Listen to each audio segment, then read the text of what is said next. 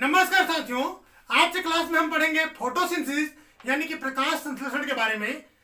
वैसे तो पिछले क्लासेस में मेरा फोटोसिंथेसिस क्लासेस हो चुका है सीजीपीएससी मेंस एग्जाम जब मैं पढ़ा रहा था उस टाइम में। बाकी अभी के जो क्लास है इसमें हम राइटिंग को फोकस ना करके जो ऑब्जेक्टिव क्वेश्चन आएगा उसके हिसाब से हम फोकस करके मेन जो पॉइंट है उसको हाईलाइट करके पढ़ेंगे। और एसीएफ रेंजर के जो सिलेबस को हम पूरा स्पेशली बेस करके और आप लोग वीडियो को बिना स्किप किए सारे पॉइंट को देखें ताकि आपको कोई भी पॉइंट ना छूटे और आपका जो क्वेश्चन है वो सॉल्व हो सके। तो आपको पता होगा साथियों, जो हरे पौधे हैं, जो फोटो ऑटोट्रॉफ्स है, वह अपना भोजन फोटोसिंथेसिस के द्वारा बनाते हैं, यानी कि प्रकाश संश्लेषण करके अपना भोजन का निर्माण करते हैं, जिसमें वे कार्बन डाइऑक्साइड, वाटर को सूर्य के प्रकाश और क्लोरोफिल के उपस्थिति में कार्बोहाइड्रेट का निर्माण करते हैं और ऑक्सीजन मुक्त करते हैं। तो चलिए हम इसका परिभाषा बनाते हैं, अभी जो मैं बोला हूं उसी को। तो देखिए, अगर हम देखें फोटोसिंथेसिस तो क्या बोलेंगे, हरे पौधे की कोशिकाओं द्वारा।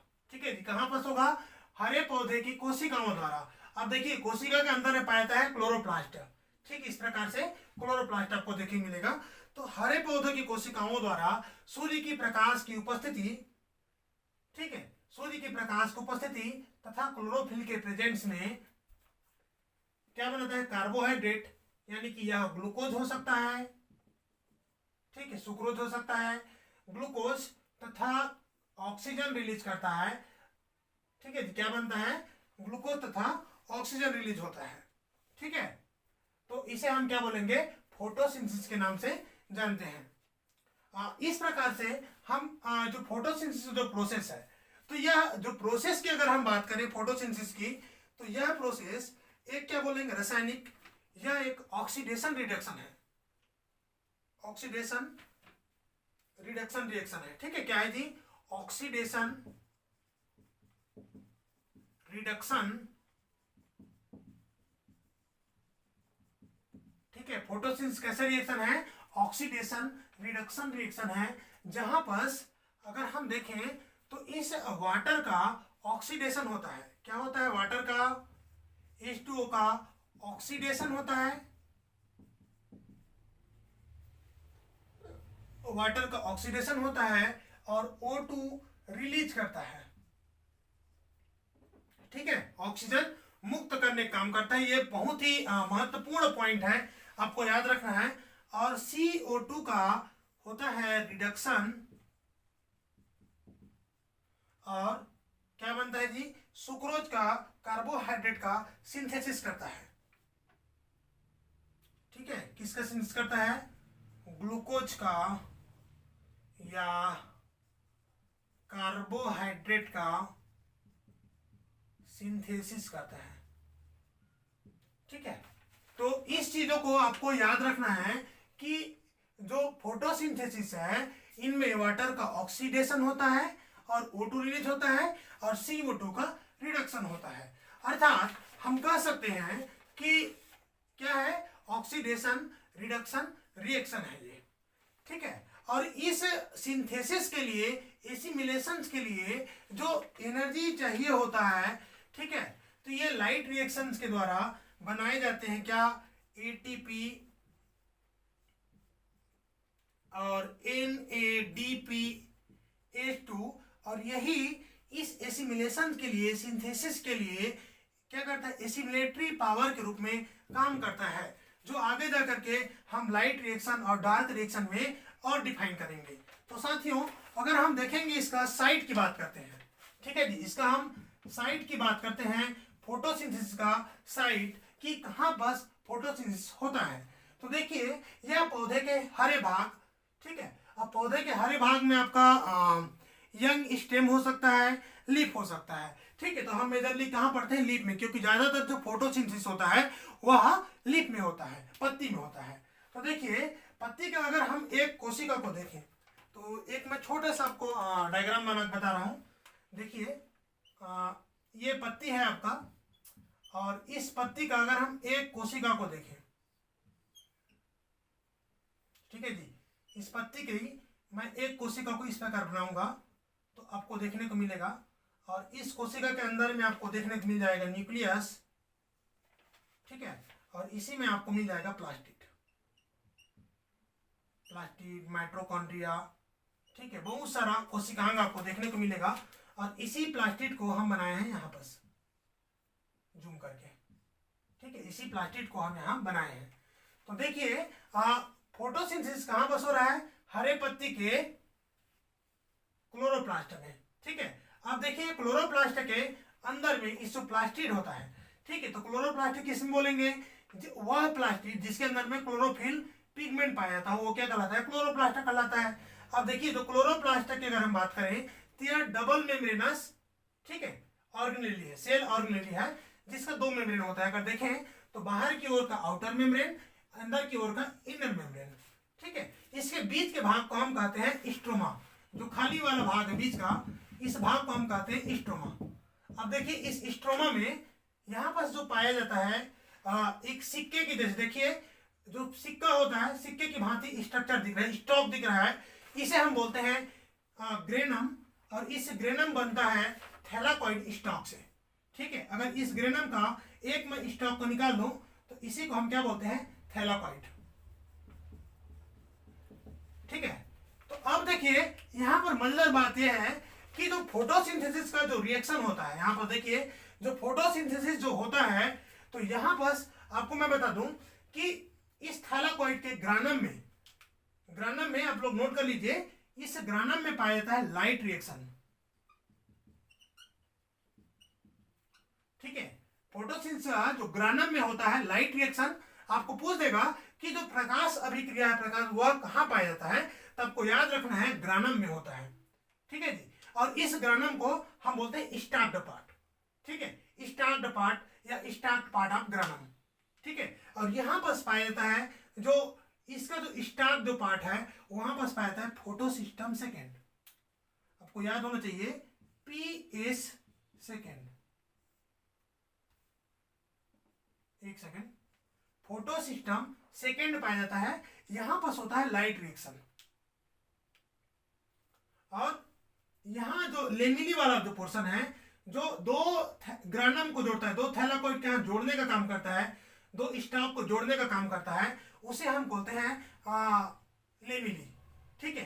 तो जो लेमिनी वाला भाग है इसमें पाया जाता है फोटोसिस्टम फर्स्ट, इस बात को आपको याद रखना है, यहाँ पर पाया जाता है फोटोसिस्टम फर्स्ट और यहाँ पाया जाता है ग्रानम में फोटोसिस्टम सेकेंड।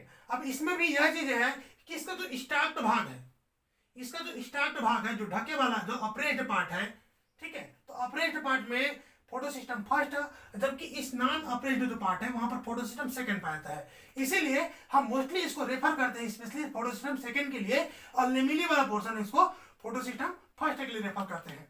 अब देखिए ये तो हो गया इस थैलाकॉइड का जो पोर्शन है और लेमिनी का, यहाँ पर हमारा फोटोसिस्टम फर्स्ट और फोटोसिस्टम सेकंड पाया जाता है, जिसमें होता है हमारा लाइट रिएक्शन।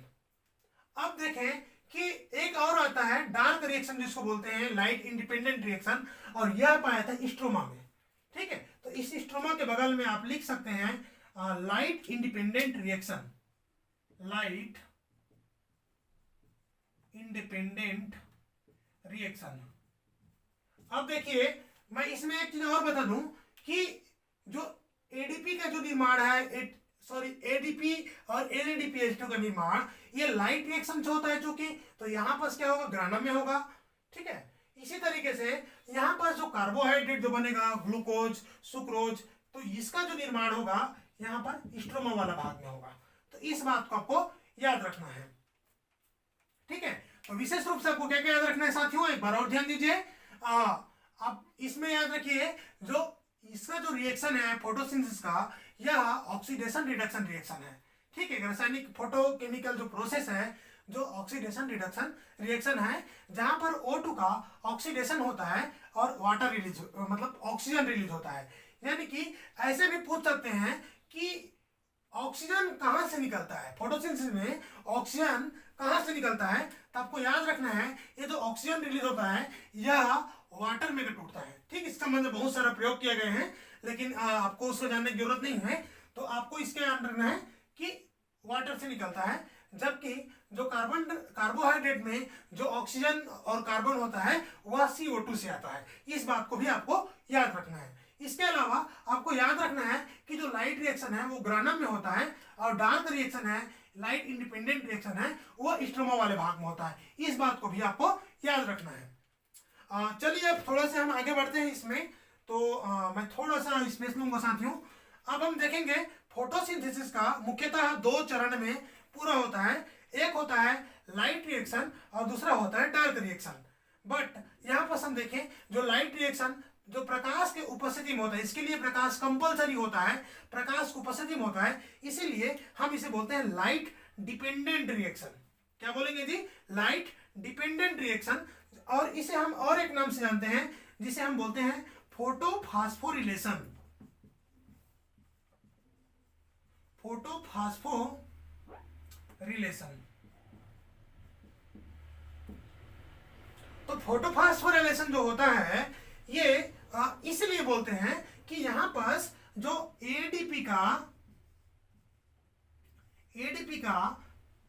इनऑर्गेनिक फास्फेट से क्या बनाता है? एटीपी बनता है। और यहीं पर जो रिएक्शंस में NADPH2 का भी निर्माण होता है। किसका बनता है? NADPH2 का भी निर्माण होता है, जिसको हम आगे जाकर के लाइट रिएक्शन में इसमें और क्या है डिफाइन करेंगे तो आपको पता चल जाएगा। तो ये हो गया। इसके अलावा यहाँ पर जो फोटोफास्फोरिलेशन जो प्रोसेस है, यहाँ पर एक और जो चीजें होती है स्टार्टिंग में, उसे हम बोलते हैं फोटोलाइसिस ऑफ वाटर।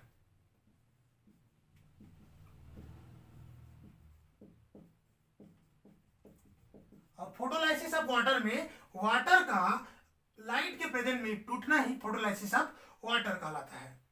तो दूसरा चीज अगर हम यहाँ पर देखें डार्क रिएक्शन में एक थोड़ा सा नजर डालें तो डार्क रिएक्शन जो होता है यह एक मिसनामेड है, यानी कि कहना चाहिए कि यह तो एक प्रकार का लाइट इंडिपेंडेंट है, परंतु इसमें जो भी उत्पाद यूज होता है जैसे कि एटीपी है, NADPH2 है, सारा जो उत्पाद है इसके लिए लाइट रिएक्शन से बनता है, यानी कि प्रकाश का होना जरूरी है। अगर लाइट रिएक्शन नहीं होगा तो फिर काहे का डार्क रिएक्शन?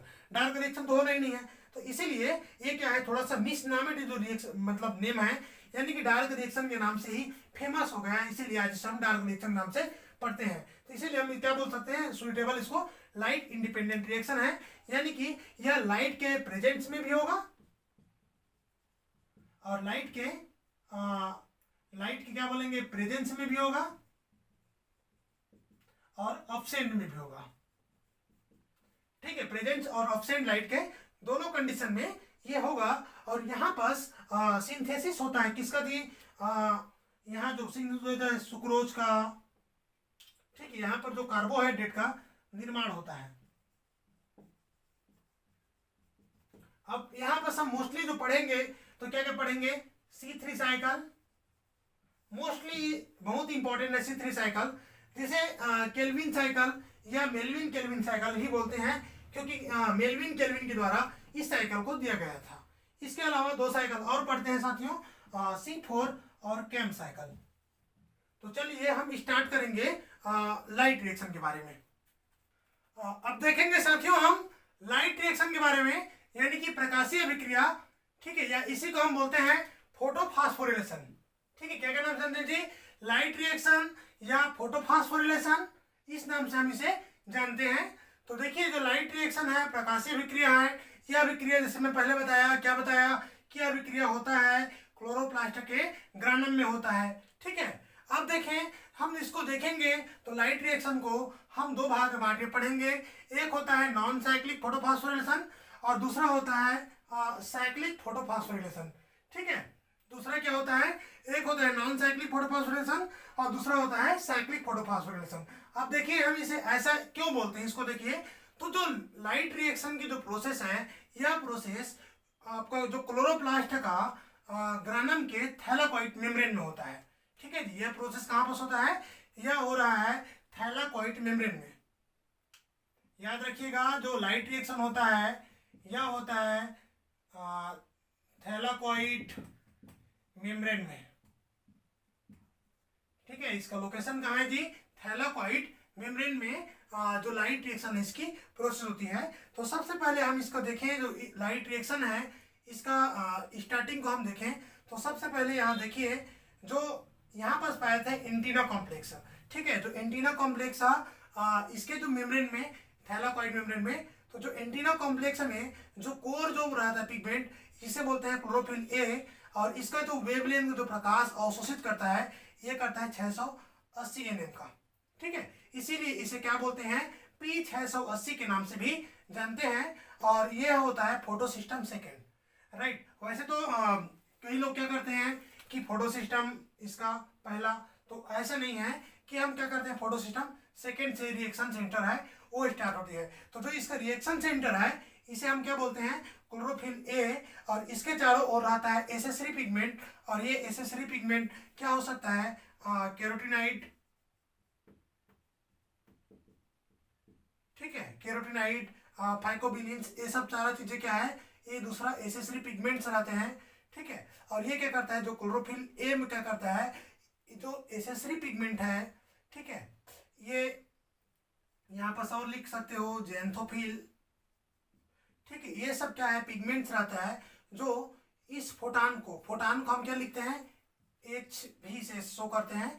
तो फोटान को क्या करता है, एब्जॉर्ब करता है, और उसके बाद में जो क्लोरोफिल कैसे होता है, एक्साइटेड होता है, और अपना इलेक्ट्रॉन को किसको रहता है जी, plastoquinone reducing substance, full form लिख लीजिएगा, प्लास्टोक्यूनॉन रिड्यूसिंग सब्सटेंस, या इसे हम बोलते हैं, कहीं किसी किसी में आपको लिखा मिल जाएगा प्राइमरी इलेक्ट्रॉन एक्सेप्टर करके, क्या हो गया, प्राइमरी इलेक्ट्रॉन एक्सेप्टर करके भी आपको देखने को मिल जाएगा,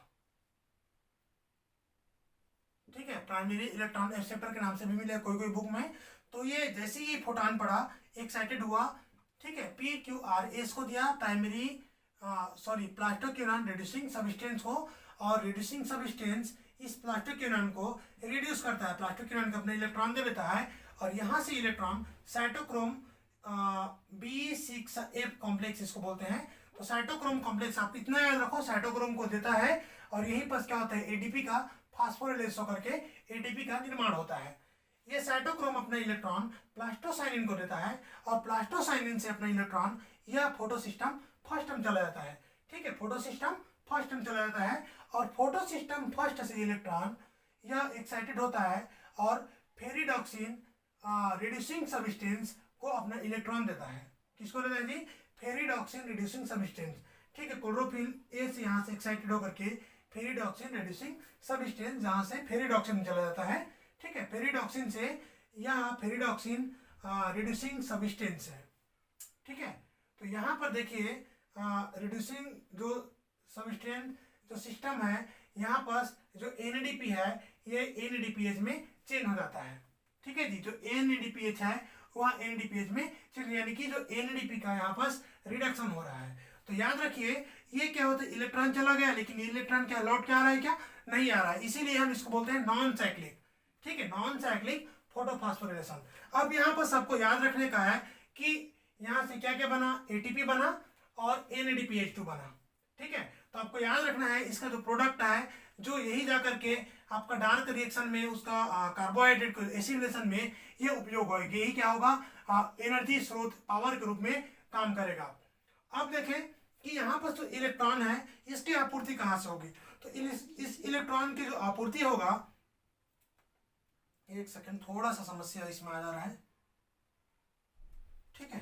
तो इसके इलेक्ट्रॉन की अगर हम आपूर्ति की बात करें तो इसका आपूर्ति होता है फोटोलाइसिस ऑफ वाटर से। तो देखिए फोटोलाइसिस ऑफ वाटर होता है वाटर स्प्लिटिंग कॉम्प्लेक्स में होता है संपन्न, कहाँ होता है, वाटर स्प्लिटिंग कॉम्प्लेक्स में होता है। इसमें टायरोसिन प्रोटीन रहता है, इसके अलावा इसमें मैग्नीज और क्लोरीन आयन रहता है, याद रखना इसमें मैग्नीज, वाटर स्प्लिटिंग कॉम्प्लेक्स में रहता है मैग्नीज और क्लोरीन आयन भी रहता है, ठीक है। इसमें टायरोसिन प्रोटीन, मैग्नीज और क्लोरीन आयन ये क्या रहता है, इसमें रेडियो रहता है।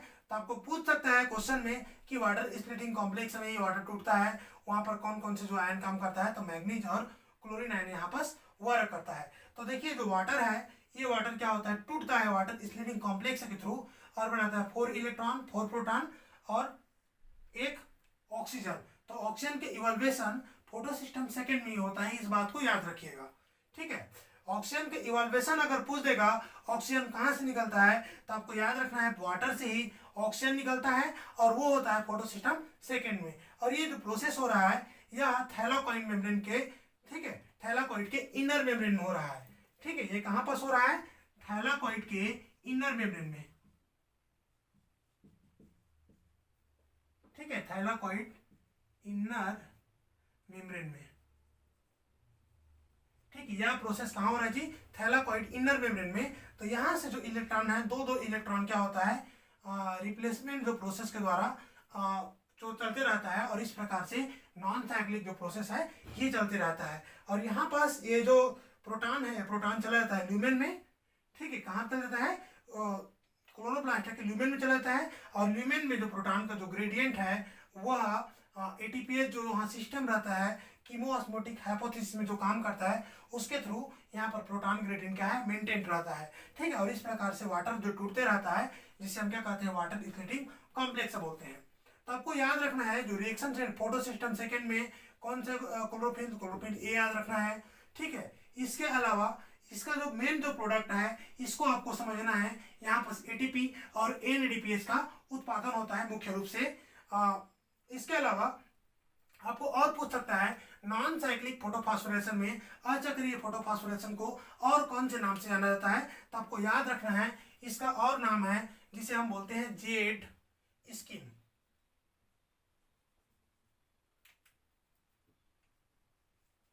जेड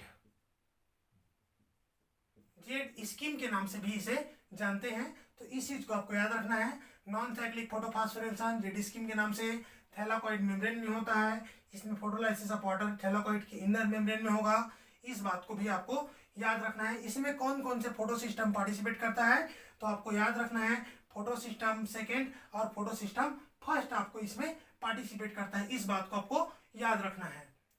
चलिए अब देखते हैं, हम आते हैं नॉन साइक्लिक फोटोफॉस्फोरेशन में। तो नॉन साइक्लिक फोटोफॉस्फोरेशन देखिए, यहाँ पर जो फोटोफॉस्फोरेशन की जो प्रोसेस होगी, ठीक है, यह भी लाइट रिएक्शन का ही हिस्सा है। यहाँ पर जो प्रोसेस होगी यह क्या होगा, साइक्लिक रूप में चलता है, इसीलिए इसे हम साइक्लिक फोटोफॉस्फोरेशन बोलते हैं। और इसमें बहुत ही रिमेम्बरिंग जो पॉइंट है, इसमें पार्टिसिपेट करता है only one photo system first participate करता है। और यहाँ पर जो वेवलेंथ है प्रकाश की, यह P700, यानी कि जो प्रकाश की जो वेवलेंथ यहाँ पर जो फार लाइट यूज होता है, और इसका कितना है P700। ठीक है, ज़्यादा एनएम की। तो यहाँ पर जो इलेक्ट्रॉन का सोर्स अगर हम देखें, ठीक है,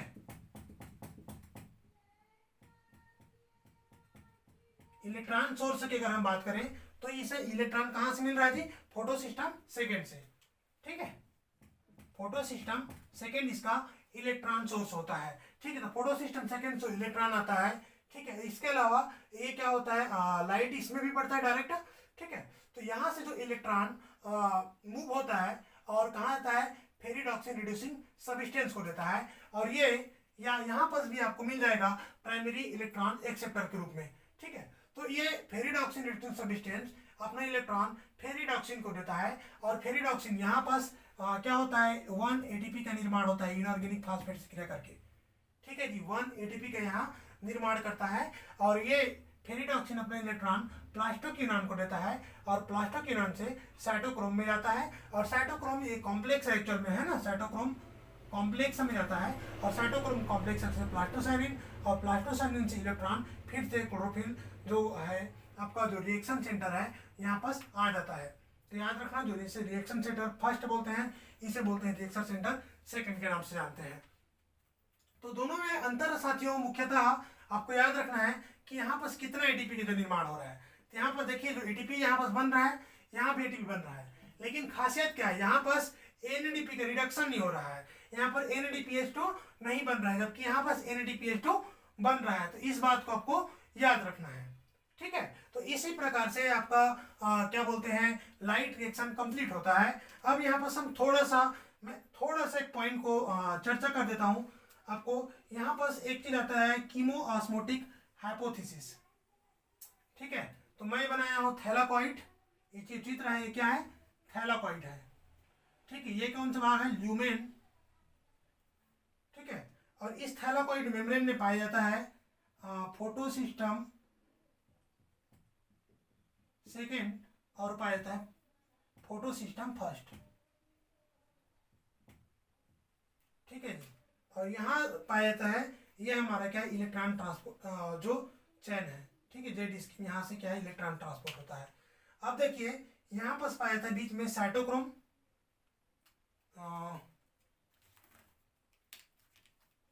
यहाँ बीच में पाया जाता है साइटोक्रोम। ठीक है, तो ये साइटोक्रोम से यहाँ से प्रोटॉन आता है। ठीक है, ल्यूमेन में यहाँ पर वाटर स्प्लिटिंग कॉम्प्लेक्स है, यहाँ से टूटा था तो यहाँ भी क्या बोलते हैं प्रोटॉन था। ठीक है, और ये सारा प्रोटॉन यहाँ पर पाया जाता है आपका ATPH। ठीक है, और यहीं से प्रोटॉन क्या होता है पंप होता है। ठीक है, तो यहाँ जो बनता है आपका ATP बनता है और यह रहता है ADP। तो खैर इसको आपको ज़्यादा नहीं याद रखना है। ठीक है, तो ये प्रोटॉन ग्रेडियंट इस प्रकार से मेंटेन रहता है। और ये ATP है, ये यहाँ पर जो फोटो सिस्टम फर्स्ट है यहाँ से क्या होता है सॉरी यहाँ से जो प्रोटॉन रहता है, यहाँ से जो प्रोटॉन जो निकला है यह प्रोटॉन फिर आ जाता है और यहाँ पास काम करता है। ठीक है, तो इसको खैर आपको ज़्यादा नहीं याद रखना है। मेन जो रिमेम्बरिंग जो पॉइंट है, इसीलिए मैं इसको ज़्यादा डील नहीं कर रहा हूँ। आपको रिमेम्बरिंग पॉइंट है इसमें का आपको याद रखना है कि वाटर की इवोल्यूशन कहाँ से हुआ। ठीक है, तो वाटर से ऑक्सीजन इवोल्यूशन वाटर से हुआ, इस बात को याद रखना है। यहाँ पर कौन कौन से आयन काम करता है, तो आयन को लिख लीजिएगा, है ना, मैग्नीज आयन और क्लोरीन आयन, ये दोनों का आयन काम करता है वाटर को टूटने में। ठीक है, इसके अलावा यहाँ पर हम देखें तो क्लोरोफिल के अलावा कौन कौन पिगमेंट है, कैरोटीनॉइड, ज़ेंथोफिल, ये सब पिगमेंट रहता है। इसके अलावा हम यहाँ पर देखें तो इसे और क्या नाम से जेड स्कीम। ठीक है, नॉन साइक्लिक को जेड स्कीम और इसको बोलते हैं साइक्लिक फोटोफॉस्फोरिलेशन। राइट, यहाँ पर NADPH2 उत्पन्न होता है, यहाँ पर सिर्फ ATP बनता है। इस बात को भी आपको याद रखना है। तो आज के क्लास में इतना ही साथियों, हम कल पढ़ेंगे इसका डार्क रिएक्शन को और इसके अलावा फोटोसिंथेसिस संबंधित जितने भी जो प्रयोग है उसको हम क्या है डिस्कस करेंगे। आप वीडियो को ज़्यादा से ज़्यादा शेयर करें, लाइक करें, क्योंकि आपका लाइक ही क्या होता है मेरा हौसला बढ़ाता है। मैं आप जितना ज़्यादा लाइक करेंगे उतना ज़्यादा बेहतरीन तरीके से आपके लिए मैं वीडियो लेकर के आऊँगा।